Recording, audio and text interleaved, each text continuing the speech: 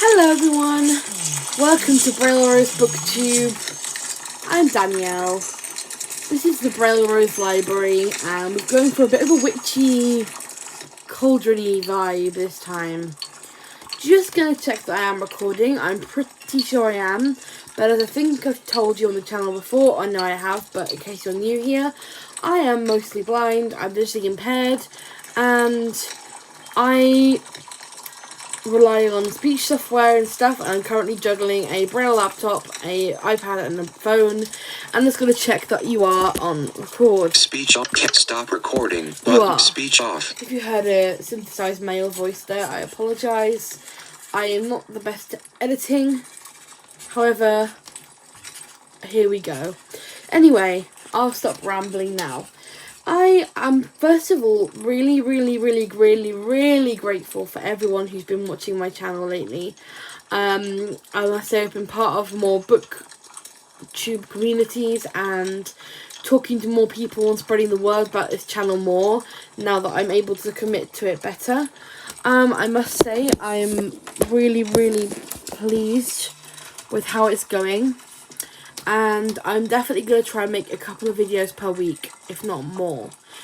Today, this is the first of 2 videos I'm going to record and put out today. I'm not going to give myself a strict video release day as of yet, because I am currently not sure where I am in life and what I'm going to be doing each week with myself. So it seems crazy to commit to a time and day when I don't really know myself. So here we go anyway. I've just been on YouTube and I saw the first couple of end of the year book tag being released, and I know that was a tag created by Ariel Bazette, who is a much more successful booktuber than I am, but it's a really awesome book tag and I'd just like to share my answers with you all. And I've definitely received some more views. If you watch this, thank you so much, and I'd be really grateful if you commented and had your own discussion in the comments about what you feel your answers to the questions might be, or respond to mine if you have anything to say. So let's just get cracking. The first question is, are there any books you started in 2020 that you need to finish? Yes, I'm actually quite strict with myself, and it causes me much pain and suffering in general, but I don't let myself DNF books easily. In fact, hardly ever. In fact, I probably don't actually really do it. So really, I don't DNF books. However, I mentioned in a previous video that I was reading Beyond the Woods, which is an anthology edited by Paula Gurran, and I realised that there's a couple of stories I haven't read yet. There were so many stories in that book, and it was taking me such a long time that I just wasn't quite getting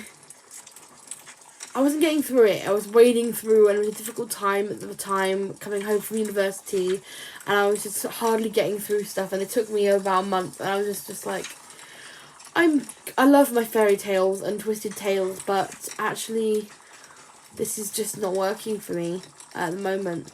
So I would love to finish those chapters off. There are series that I would like to finish that I started this year. I started also in a month where I was having a slump. I had a reading slump probably from July until October, till mid-October. In fact, probably end of July to mid-October. Maybe early August, I don't even know anymore. My whole year's got messed up. This year's the craziest year ever, and you know, who knows when my concept of time has gone. It's just vanished. But I did start the Iron Fae series by what's her name? Julie Kagawa. And I really enjoyed the first one. I know there's quite a lot more left to read, and I would love to finish that series.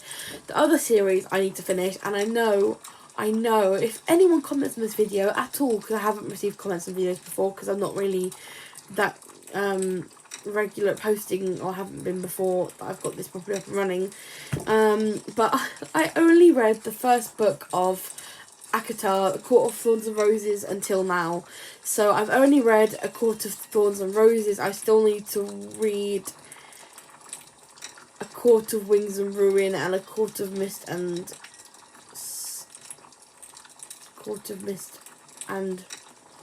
Fire. I can't remember what the actual words are, but there's 2 more I have to read, and I will read them at some point as well. I don't know if that'll be before the end of the year, realistically, but I'd like to say it's not a TBR. These aren't things I'm going to put in my books to read before the year ends, because I'm just getting out of a reading slump and I don't want to get back in one by reading a massive series. But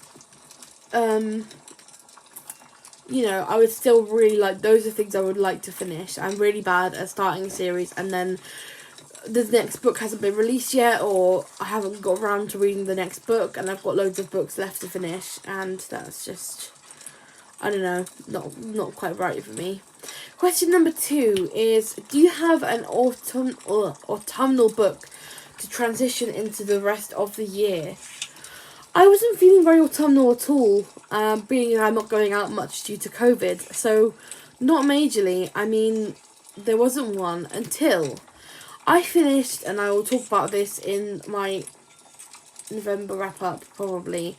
I finished a chunky behemoth of a book, which was really, really thick and heavy, and I thought was going to be happy and inspiring at the end, and it was tragic, and I stayed up till 2:30 in the morning to finish it, thinking I'd feel positive after finishing how things end, and I ended up sobbing in the dark on my own, exhausted and not feeling any better for doing that. So in the end I was like, okay, I need to read something more fun, and I started a new series, and again I'll mention this more in future videos. The series is the Farmer's Daughter series by Peg Cochran,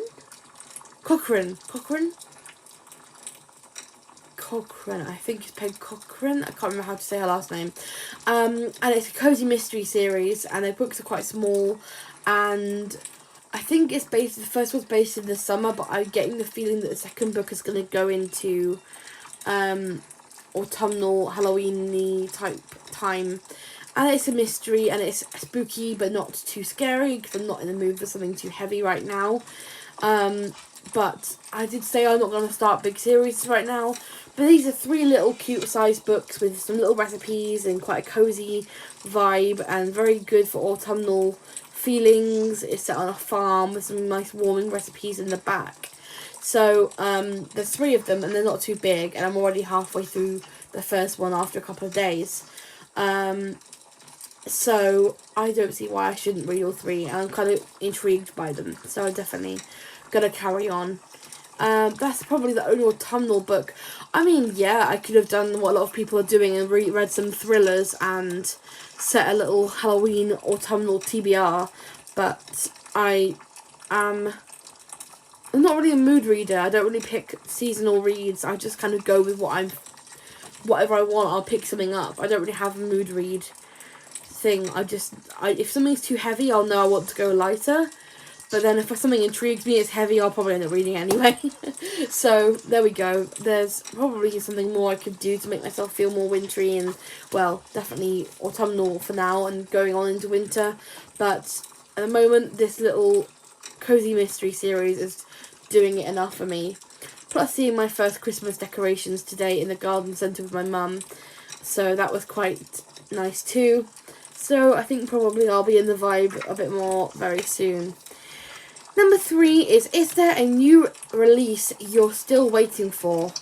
I mean, I don't really have to wait for books because I buy them whenever I want to read a book. So I read on my iBook app or my Audible or my Kindle app with my Braille display on my iPad and my phone.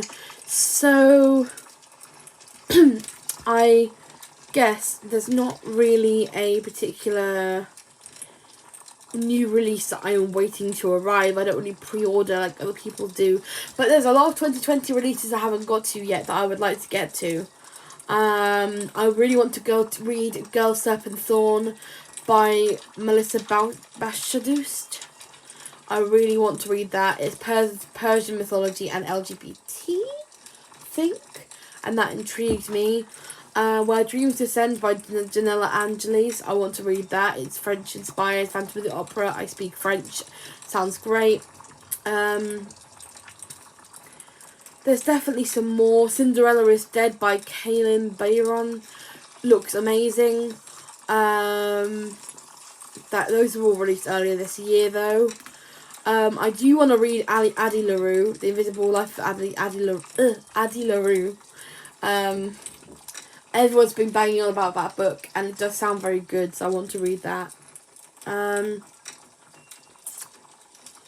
So, I'm waiting for some 2021 releases of book series I started this year. But no particular ones at the moment I can think of. Question 4. 3 books you want to get to before the end of the year. I could cheat and say book 1, 2, and 3 of the Farmer's Daughter series. But no, I'd like to read... I want to read The Flat Share by Beth O'Leary. That sounds quite good and quite easy as a read. People have been talking about that lately. I want to finish House in the Cerulean Sea by TJ Klune, because I've only just started getting into it. I have it as an audiobook on Apple, and I'd like to finish that. And I'm trying to think realistically, because I'm not good at setting myself a TBR. If I get a TBR, if I have a list of things I want to read, I get stressed. I'm like, I have to read all these things, or I get excited and I can't concentrate on what I'm reading. I have to just kind of buy books on a whim of what looks good by looking at people's reviews on Goodreads. So I can't really say what I'm going to get through. I would really like to start the Truly Devious series by Maureen Johnson, just because it sounds really interesting and that's kind of intrigued me for a while now. There's definitely a lot of books I want to read. I'm one of those people. I read pretty much any fiction. I read fantasy, I read sci-fi, romance, paranormal, historical. Let's go drink some water because I'm sorry, but my throat is just tickling for some reason. But there we go. I read, historical. I dabble in horror.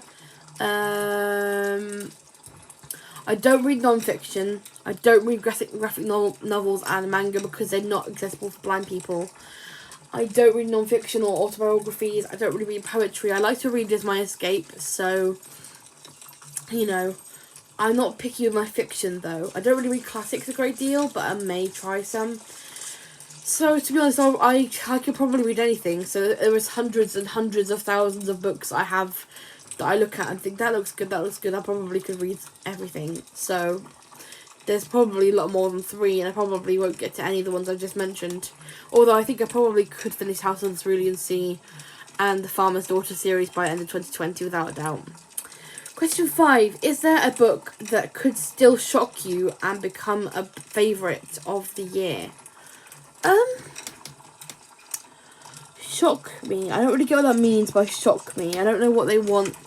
Like a book I'm not liking that I think could be good, or a book that I don't know about. I don't know what is meant by that exactly.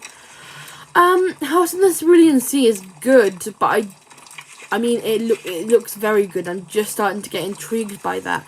So that could be a favourite that comes out of nowhere, definitely. I think it could be a favourite. Generally, anything LGBT is a favourite. Anything boarding schoolish or kind of secret society or training academy or mythology, fairy tale-ish is also a favourite. So, I don't know.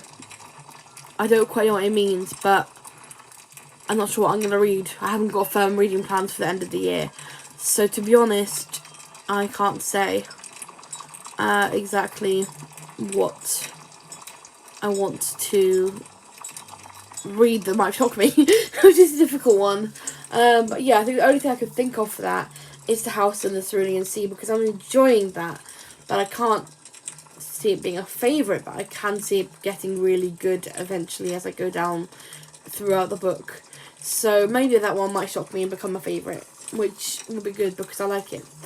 And just drink some more water because my voice is just going really tickly. I can just feel it at the back of my throat, and I don't want to have a coughing fit in the middle of a YouTube video. Okay. Final question. We did it.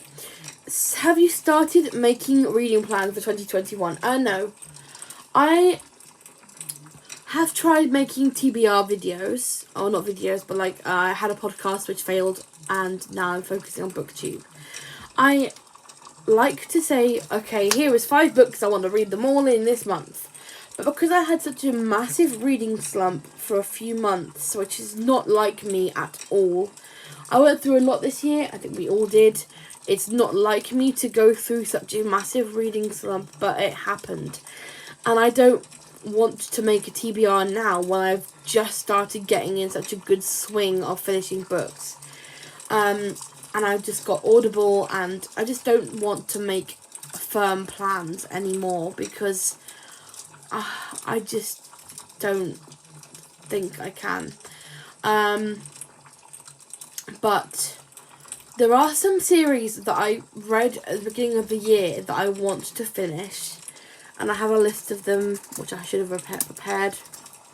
Here we go. There are some things. So, book 2 of Scavenge the Stars by Tara Sim.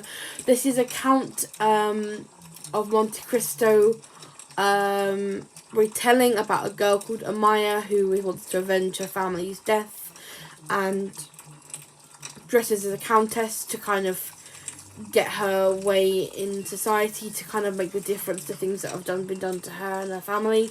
So that one, I think the second book's coming out in January. I haven't checked, but I really enjoyed that one. One of my favourite books this year, Woven in Moonlight. I think there definitely is a second one of this one, by Isabel Ibanez. It's about a girl who is going as the decoy condessa, which is like the countess, in the enemy territory, and how she deals with the fact that she's not meant to be there. She's kind of meant to be representing her friend who's a countess, but actually she isn't the countess and she's different and actually sees things a different way to her friend. So I really enjoyed that one. It was a light read. It was lots of Spanish and Bolivian culture involved, and I loved it so much. I whizzed through it and I adored it, and I really can't wait for the next one to come out. Don't think I've got a sequel. All the Stars and Teeth by Adeline Grace is about a princess going around her kingdom to try and put right what's been done wrong in her kingdom and her dad's kingdom. Really liked that. It was a bit of a pirate fantasy. I'm not normally a sea type nautical person. I don't like that kind of stuff normally, but I loved this. So I think there's a book 2 of that. The Shadows Between Us by Trisha Levenseller, about a girl who wants to woo the Shadow King, marry him and kill him, and how she, I think there's another one coming out of this one, but how she deals with being in the palace and that kind of thing. And I think there's another one of this one coming out, I believe. The Midnight Lie, which is an LGBT fantasy about a girl from a low caste going into a higher caste, and various other things which are quite complicated to describe, by Marie Rutkowski. I really enjoyed this one. It's got a female romance, which is amazing, and I can't wait for the next one.